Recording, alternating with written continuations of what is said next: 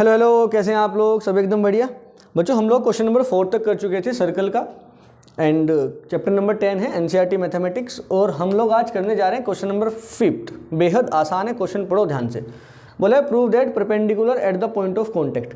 Point of contact पर perpendicular जो हमारा है और टेंजेंट, अच्छा सुनो, ये अगर हमारा सर्कल है और ये हमारा एक टेंजेंट जा रहा है ये वाले पॉइंट पे टच करके, तो ये वाले पॉइंट को ही तो हम पॉइंट ऑफ कांटेक्ट बोल देते हैं। हाँ सर, बिल्कुल सही बात है। तो मानो L एक हमारा टेंजेंट है, सर्कल को P पॉइंट पे टच कर रहा है, तो ये वाला ही पॉइंट हमारा पॉइंट ऑफ कांटेक्ट है। ये वाले पॉइंट पे हम अगर एक परपेंडिकुलर ड्रॉ करते हैं तो वो परपेंडिकुलर सेंटर से पास होगा हमेशा। ये हमें प्रूफ करना है कि perpendicular at the point of contact, ये वाले पॉइंट पे perpendicular to the tangent to a circle passes through the centre, हमेशा सेंटर से पास होके जाएगा। सर ये क्या बात पूछ लिया, हमें तो पता है परपेंडिकुलर जो ड्रॉ करते हैं वो सेंटर से पास होके जाता है। बस ये प्रूफ करना है कि जो परपेंडिकुलर आप पॉइंट ऑफ कांटेक्ट पे ड्रॉ करोगे वो परपेंडिकुलर सेंटर से पास होके जाएगा। कोई समस्या का विषय नहीं है, बिल्कुल कर देंगे। देखो मुझे एक बात बताओ, अगर मैं यहाँ से रेडियस ड्रॉ करता हूँ, अगर हम लोग यहाँ से रेडियस ड्रॉ करते हैं ऐसे, ये सेंटर है O, ये सर्कल कंसिडर किया, सर्कल का हमने सेंटर कंसिडर किया है O। अब हम सेंटर से रेडियस तो ड्रॉ कर सकते हैं, हाँ बिल्कुल सही बात है। जब हमने रेडियस ड्रॉ किया है और हमें ये भी पता है कि जो रेडियस होता है वो रेडियस पॉइंट ऑफ कांटेक्ट पे 90 डिग्री का एंगल बनाता है, ये तो अपनी थ्योरम थी। हाँ बिल्कुल सही बात है। तो हमने परपेंडिकुलर ड्रॉ नहीं किया, हमने तो भैया रेडियस ड्रॉ किया है। अब ये थ्योरम के अकॉर्डिंग रेडियस 90 डिग्री का एंगल बनाता है, और ये उसने बोला था कि जो परपेंडिकुलर होगा वो सेंटर से पास होके जाएगा, ये प्रूफ करो। हमने रेडियस ड्रॉ किया है तो रेडियस तो परपेंडिकुलर बन गया ना सर। थ्योरम के अकॉर्डिंग रेडियस जो है पॉइंट ऑफ कांटेक्ट पे 90 डिग्री का एंगल बनाते हैं। अगर ये 90 डिग्री का एंगल बना रहा है तो ये क्या है, परपेंडिकुलर। तो अपना जो क्वेश्चन था उसकी कंडीशन तो होगी पूरी कि परपेंडिकुलर होना चाहिए, तो ये रहा अपना परपेंडिकुलर। अब उसने रेडियस के बारे में थोड़ा कुछ बोला है, हमने तो रेडियस खुद से ड्रॉ किया है।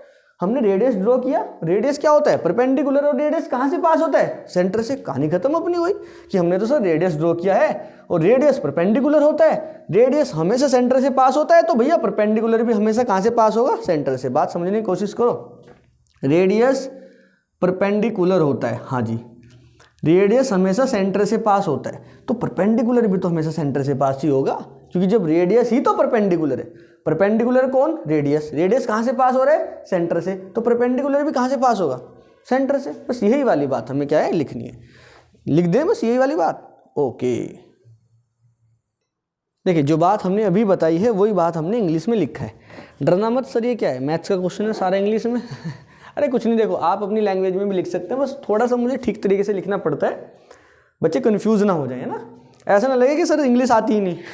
ठीक है, इधर देखो हमने क्या लिखा है, let a circle with centre O। एक सर्कल कंसिडर किया है जिसका सेंटर कितना है O, ठीक है sir. OP is the radius, OP क्या ली है हमने, उसकी रेडियस ली है, बिल्कुल सही है। नाउ अब देखो ध्यान से, वी नो दैट, हम जानते हैं कि tangent is perpendicular to radius. Tangent radius के परपेंडिकुलर होता है, ये बोलो या ये बोलो भैया, रेडियस परपेंडिकुलर होती है टेंजेंट के, दोनों एक ही तो बात है। रेडियस टेंजेंट के परपेंडिकुलर या टेंजेंट रेडियस के परपेंडिकुलर, कोई भी समस्या का विषय नहीं है। We know that tangent is perpendicular to the radius. Tangent जो है भैया रेडियस के परपेंडिकुलर होता है। कहाँ पे परपेंडिकुलर होता है सर, पॉइंट ऑफ कांटेक्ट पे। ये वाली बात भी हमने लिख दी, एट पॉइंट ऑफ कांटेक्ट, कोई दिक्कत नहीं। Tangent is perpendicular to the radius, ये टेंजेंट रेडियस के परपेंडिकुलर, ठीक है। आगे बढ़ो, एंड ओ सुनो, बात ध्यान से सुनना, and radius always passes through the centre. ओहो, और रेडियस हमेशा सेंटर से पास होती है, ये वाली बात भी बिल्कुल ठीक है सर। रेडियस परपेंडिकुलर भी होती है, रेडियस सेंटर से पास भी होती है, हैं? तो भैया जो परपेंडिकुलर होगा वो भी तो सेंटर से पास होगा। So we can say that perpendicular at point of contact also always passes through the centre. Also लिख दो, कोई दिक्कत वाली बात नहीं है। We can say that perpendicular at point of contact also passes through the centre. ये वाली बात समझ में आ गई क्या भैया, लिख देते हैं क्या, point of contact, perpendicular at point of contact. So we can say that perpendicular at point of contact also always passes through the centre. क्या बताइए, ये वाली बात समझ में आई आपके? सर लिखा ही तो है, हाँ आप अपने शब्दों में भी लिख सकते हैं, आप इसको इतना बड़ा ना लिख के छोटा भी लिख सकते हैं। कैसे लिखोगे, ध्यान से देखो, ध्यान से हम लिखेंगे सर ये वाला नोट करिए आप, ऐसा ना हो कि आप भूल जाओ इसको, नोट करो फटाफट। कर लिया? ठीक है, मैं रफ करता हूँ इसको। अब यही वाली बात हम थोड़ा मैथमेटिकली लिख देते हैं। कैसे लिखेंगे ध्यान से देखो। OP इज रेडियस, साइड में फिगर बनाना, लिखना OP is radius and we know that, और हम जानते हैं, क्या जानते हैं? Radius perpendicular to tangent, radius और टेंजेंट एक दूसरे के परपेंडिकुलर होते हैं। And radius always passes through centre, passes through centre. Radius हमेशा कहाँ से पास होती है सर? सेंटर से पास होती है। रेडियस परपेंडिकुलर भी होती है और सेंटर से पास भी होती है। जब रेडियस ही परपेंडिकुलर है तो परपेंडिकुलर भी सेंटर से पास होगा। सो परपेंडिकुलर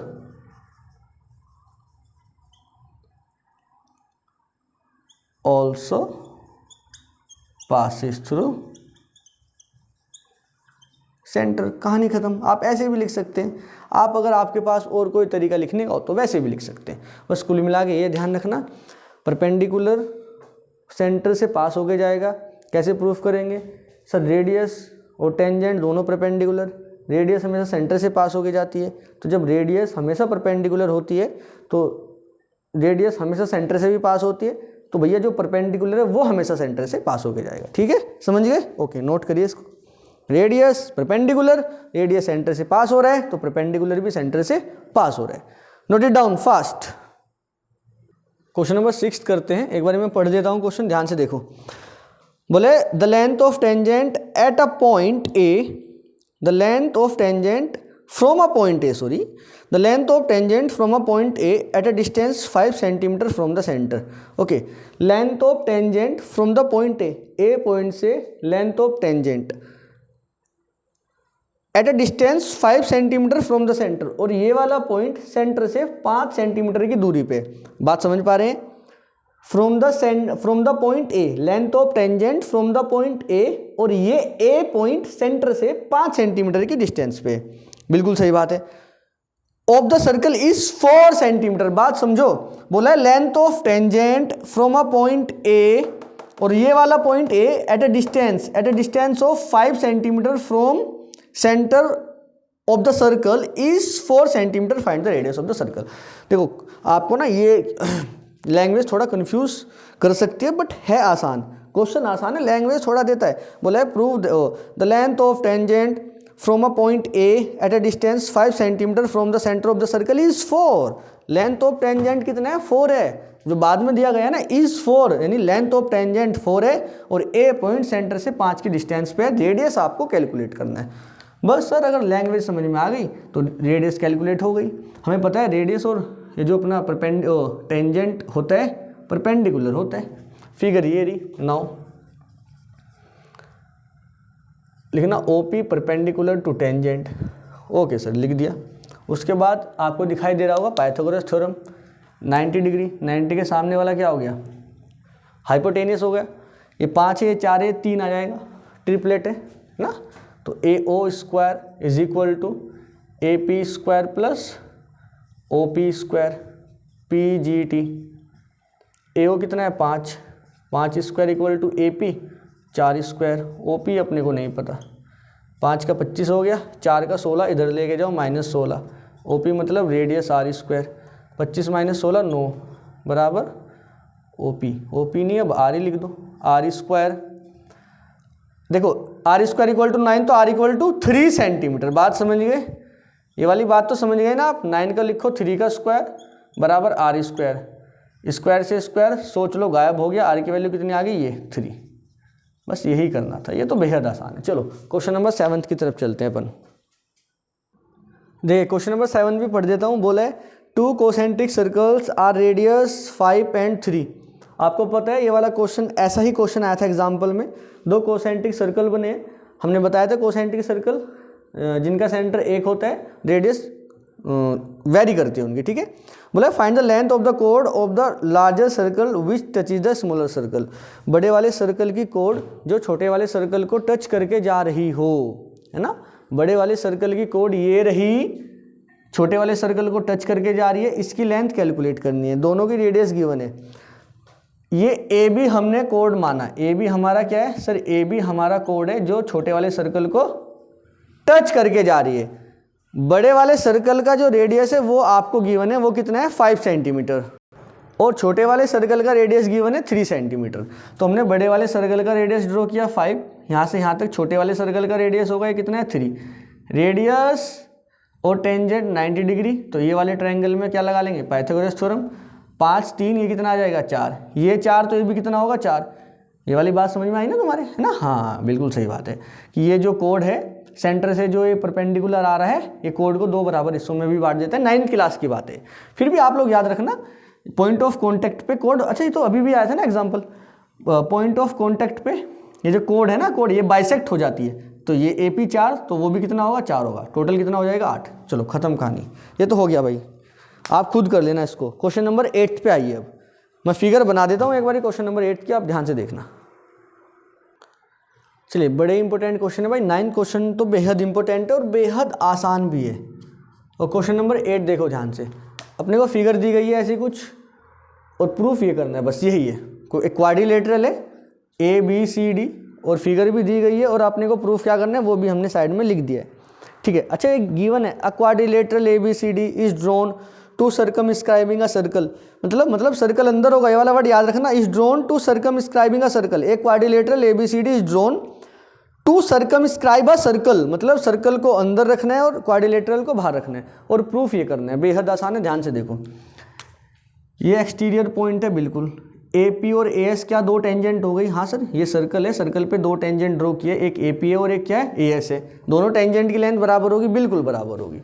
तो सॉल्यूशन देखो, प्रूफ देखो ध्यान से, सर AP बराबर होगी AS के, ठीक है बिल्कुल सही बात है। BP BQ के, BP बराबर होगी BQ के, क्यों? क्योंकि भैया ये जो B पॉइंट है एक्सटीरियर पॉइंट है, एक टेंजेंट ये रही, एक टेंजेंट ये रही। आगे बढ़ो, इधर से देखो DS DR के बराबर, DS बराबर DR, और भैया CQ बराबर CR, CQ बराबर CR। ध्यान से सुनना, हम थोड़ा तरीके से लेके चले हैं। AP AS, इधर से BP BQ, सही है, ठीक है। इधर से लिया हमने DS DR, CQ RC। अब देखो जरा समझने की कोशिश करना, अगर हम इन सब को ऐड कर देते हैं, ये क्या है सर, ये बाई थ्योरम है, ये सब क्या है बाई थ्योरम। आगे तक करते हैं, इन सब को अगर ऐड करते हैं, एडिंग, इसको 1 मानो, इसको 2 मानो, 3 4, एडिंग 1 2 3 4, सबको ऐड करते हैं तो AP yes sir, plus BP yes sir, plus DS yes sir, plus CQ is equal to, इसको ऐड करते हैं AS plus BQ plus DR plus CR। कोई दिक्कत वाली बात नहीं। AP प्लस BP क्या बन गया, ध्यान से देखो, AP BP बन गया सर AB, ये दोनों मिलके बना रहे हैं AB। DS CQ, DS CQ, ओहो देखो देखो देखो, हाँ वही जो मैं बात बता रहा था, DS CQ कुछ नहीं बना रहे। अब ध्यान से सुनना मेरी बात, DS और CQ को हमने ऐड किया ना। अच्छा एक बात सुनो, DS बराबर DR है, हम इसको ऐसे भी तो लिख सकते हैं DR बराबर DS। बस यही वाली बात आ गई जो मुझे समझानी थी आपको, कि अगर हम इसको DS और CQ, DS को इधर रखते हैं, CQ और DS को, देखो DS को तो यहाँ पे रखा और DR को यहाँ पे रखा, अगर उसको तब ऐड करेंगे तो यहाँ पे AP plus BP plus DR, AP plus BP plus DS की जगह पे क्या आ जाएगा DR। अब इसको समझो, CQ है ना CQ, और ये CR, तो CR को यहाँ पे रखो और CQ को यहाँ पे रखो, समझना।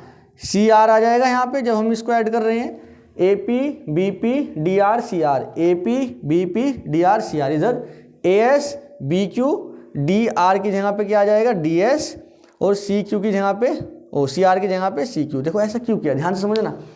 अगर हम इसको DS को, देखो दोनों हैं तो बराबर, आप इधर रखो उधर रखो कोई फर्क नहीं पड़ने वाला, लेकिन जब हम इसको ऐड करते हैं, अगर DS इधर रख देते हैं, मान लो यहाँ पे DS आ गया, बिल्कुल सही बात है, और यहाँ पे आ गया CQ, और डी एस और सी क्यू को ऐड करेंगे कुछ भी नहीं आएगा, डी एस इधर है सी क्यू इधर है, बताओ क्या आएगा, कुछ भी नहीं आ रहा ना। बट हम ये काम कर सकते हैं कि डी एस की जगह पे क्या रख सकते हैं सर, डी एस की जगह पे डी आर रख सकते हैं, C Q sir C Q की जगह पे सी आर रख सकते हैं। जब यहाँ पे डी एस की जगह पे डी आर और सी क्यू की जगह पे सी आर रखते हैं तब ऐड होके D R plus C R, D R plus C R D C बना देते हैं, बस यही अपने को चाहिए था। समझ गए ना आप लोग। अगर कभी ऐसा हो जाए कि आपका चेंज हो जाए, डी एस और सी क्यू आ जाए, तो डी एस की जगह पे डी आर रख देना, सी क्यू की जगह पे आर सी रख देना। डी आर और सी आर कितना बन जाएगा, डी सी बराबर ए एस, ये रहा ए एस, और ए एस के साथ ऐड करो डी एस, ये रहा, तो पूरा बन जाएगा ए डी, ये लो। बी क्यू और सी क्यू, बी क्यू और सी क्यू बन जाएगा पूरा का पूरा बी सी। बात समझ गए क्या, बस यही प्रूफ करना था, है ना। ये वाली बात समझ गए ना आप, ये वाला डी आर वाला, ये डी आर अगर हम डी एस इधर करते हैं डी आर उधर करते हैं तो क्या गड़बड़ हो रहा है। वैसे कोई दिक्कत वाली बात नहीं है, अगर डी एस यहाँ है तो डी एस की जगह डी आर भी तो रख सकते हैं, क्योंकि डी एस और डी आर दोनों इक्वल है ना। वहाँ पे पहुँच जाएगा डी आर, तो वो वाले डी आर की जगह क्या रख देंगे डी एस। अपने को बस कॉम्बिनेशन ऐसा बनाना है कि दोनों तरफ साइड बन जाए, दो दो, इधर एक साइड बन गई ये रही, एक ये रही, दो साइड इधर बन गई, दो साइड उधर, दोनों का एडिशन एक दूसरे के बराबर है, यही हमें प्रूफ करना था। बेहद आसान है ना, कर लोगे आप लोग, ठीक है, वेरी गुड। हम इसको रफ करते हैं और क्वेश्चन नंबर 8 की तरफ चलते हैं। क्वेश्चन नंबर 8 भी बेहद आसान है, ध्यान से देखना। टन टन टन टन टन टारा।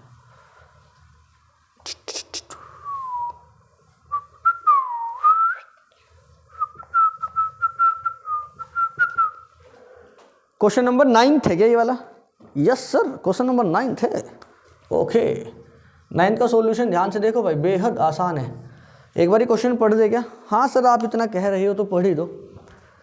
बोला है फिगर दे के रखी है X Y X dash Y are two parallel tangent to a circle with centre O. क्या बात है, देखो सेंटर ओ दिया गया है, मतलब ये डायमीटर हो गया। डायमीटर के एंड पॉइंट से दो टेंजेंट ड्रॉ की गई हैं, दोनों पैरेलल होती ही है, इसमें बताने वाली कोई बात नहीं थी। फिर भी बोला है भैया ने X Y and X dash Y dash two tangents, और दोनों टेंजेंट पैरेलल हैं, ओ सेंटर है, पी पॉइंट ये रहा, क्यू पॉइंट ये रहा, ज्वाइन कर दिया। ठीक है सर, और ये कुछ अपना सिस्टम दे के रखे है, ज्वाइन वगैरह करके पहले से ही दे के रखे है, अपने को प्रूफ करना है ए ओ बी 90 डिग्री।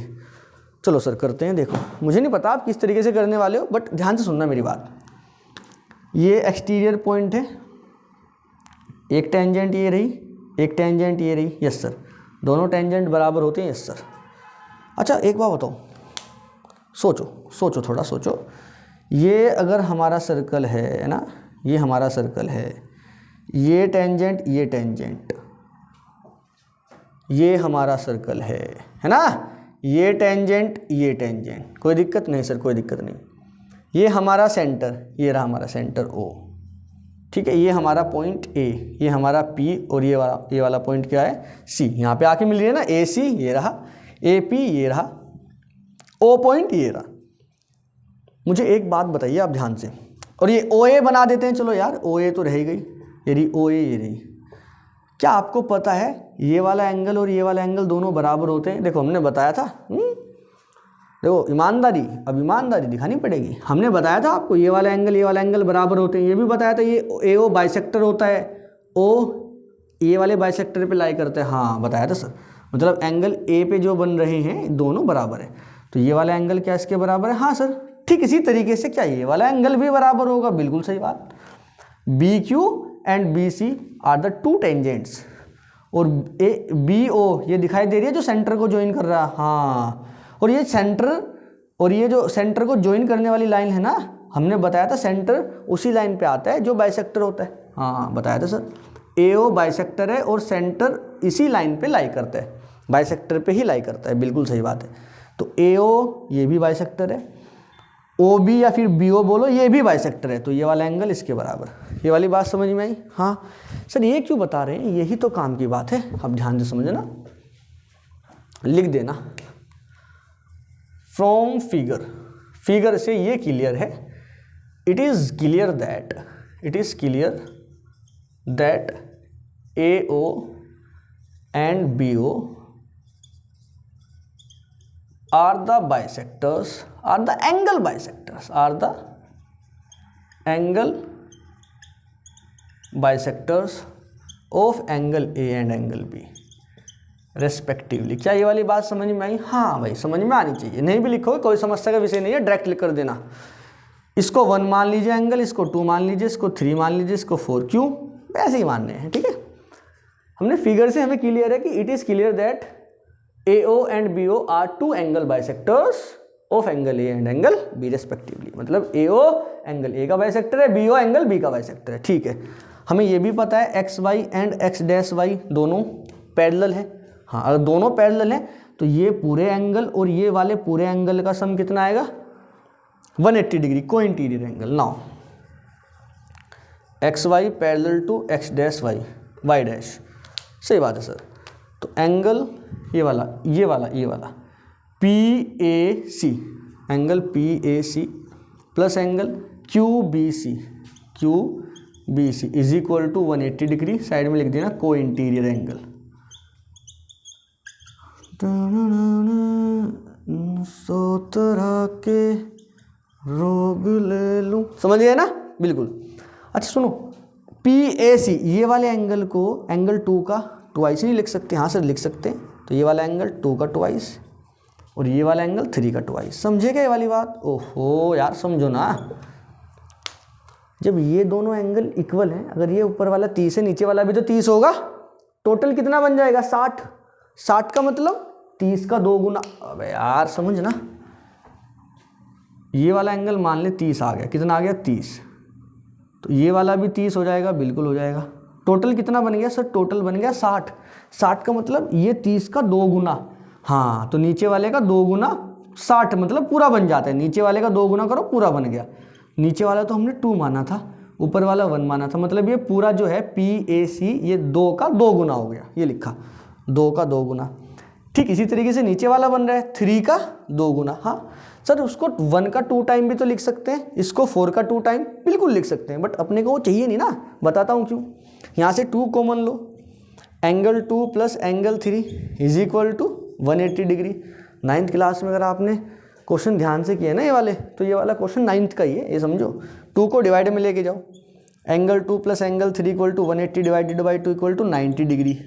सर क्या बात है। अच्छा एक बात बताओ, AOB ये वाले ट्रायंगल में 2 एंगल का सम ही 90 डिग्री आ गया, तो थर्ड वाला तो हमेशा ही 90 होने वाला है, क्योंकि सब मिला के 180 से ज़्यादा हो ही नहीं सकता। जब 2 ही 90 आ गए, 2 का सम ही 90 आ गया, तो थर्ड वाला कितना होगा सर? 90 ही होगा। क्लियर है ना? हाँ, तो अब लिखते हैं थर्ड वाला। डायरेक्ट लिख दूँ क्या? बताओ सर, अगर हम एग्जाम में डायरेक्ट लिख देंगे? हाँ लिख देना यार, सही है, गलती नहीं बिल्कुल भी करेगा वो। देखो, in triangle AOB angle 1 plus angle, अरे 1 कहाँ से, एंगल 2 प्लस एंगल 3, अरे सही हो जा भाई, angle 2 plus angle 3 plus angle AOB is equal to 180। 2 और 3 ऐड होके सर 90। देखो 2 और 3 कितना है? 90। 2 और 3 की जगह 90 रखा, plus angle AOB is equal to 180। इसको उधर लेके जाओ, angle AOB is equal to 180 minus 90 equal to 90। कोई दिक्कत वाली बात नहीं सर, यही प्रूव करना था। HP hands proved. ये तो बड़ा सजा के लिख देना आप यही तो प्रूफ करना था, angle AOB equal to 90 degree, बस आ गया।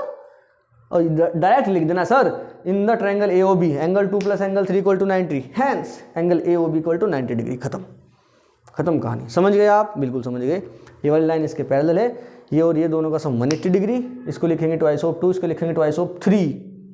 दोनों को ऐड करेंगे 180 के बराबर, 2 कॉमन लेके 180 के डिवाइड में लेके जाएंगे, 2 से डिवाइड करके 90 आ जाएगा। ये दोनों का सम 90, थर्ड वाला एंगल भी इतना बन जाएगा 90 डिग्री। बस इतना ही करना था। नोट इट डाउन फास्ट बच्चों, इतना ही रखते हैं आज, है ना? आज इतना ही रखते हैं, धीरे धीरे चलेंगे, आज इतना ही रखते हैं, ठीक है? 4 क्वेश्चन और रहते हैं, अच्छे खासे क्वेश्चन है, थोड़ा लेंदी क्वेश्चन है चारों के चारों। उतने भी लेंदी नहीं है, दिमाग से करेंगे, थोड़ा कैलकुलेशन को बचा के करेंगे तो हो जाएगा, ठीक है? चलो आप यहाँ तक नोट करिए, इसको पढ़ो। ये वाला क्वेश्चन इंपॉर्टेंट है भाई, आसान है और इम्पोर्टेंट है। सर्कल वाले चैप्टर में से NCERT से ही क्वेश्चन जनरली बन जाता है, नहीं भी बनेगा तो वो वाला क्वेश्चन आएगा जो आप कर चुके होंगे ना, तो दिक्कत ना ले, बिल्कुल भी हो जाएगा। चलिए note it down fast. Okay बच्चों, bye bye, tata, bye bye बच्चों।